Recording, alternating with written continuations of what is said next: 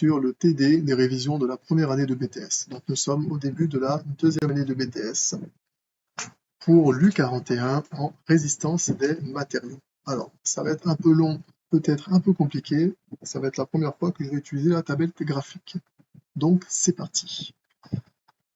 Nous nous retrouvons donc en 1, le dimensionnement et la vérification avec une charge ponctuelle.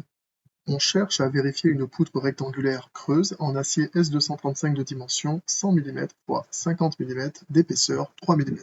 On donne la poutre suivante, avec donc deux appuis, une charge cintrée et une poutre qui fait 5 mètres de long, donc une moitié de 2,50 m. Première question, donner le degré d'hyperstaticité, donc DH, et conclure. Alors, c'est parti. Attention. Essai. On est bon. Ici, si je me place, je suis pas mal. Donc, j'écris DH qui est égal à DH qui est égal à R. Ici, donc R plus, là j'écris juste la formule, plus N moins 3 multiplié par B, ce qui est égal donc à R. Les réactions d'appui. Nous avons ici donc un appui simple. Si on a un appui simple, je vais mettre ça, ouais, je garde ça en bleu, non, allez, on change de couleur.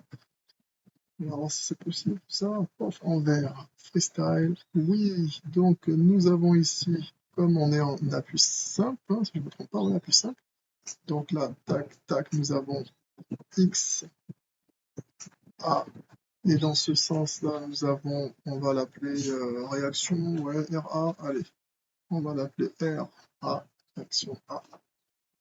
Et de ce côté-là, en B, nous avons un appui fixe, donc forcément, hop, il y a qu'une seule réaction, c'est RB.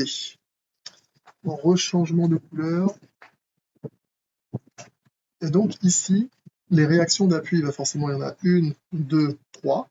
XA, RA, RB, donc 3. Plus, donc N.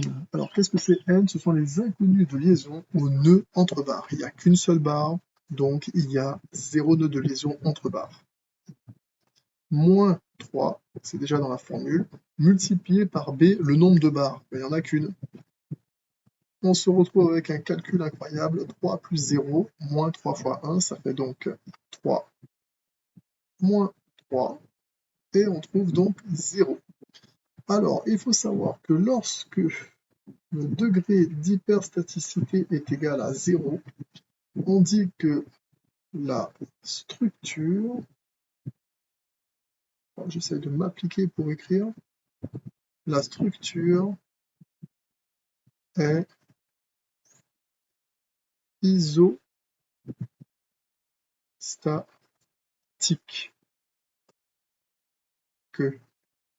Voilà.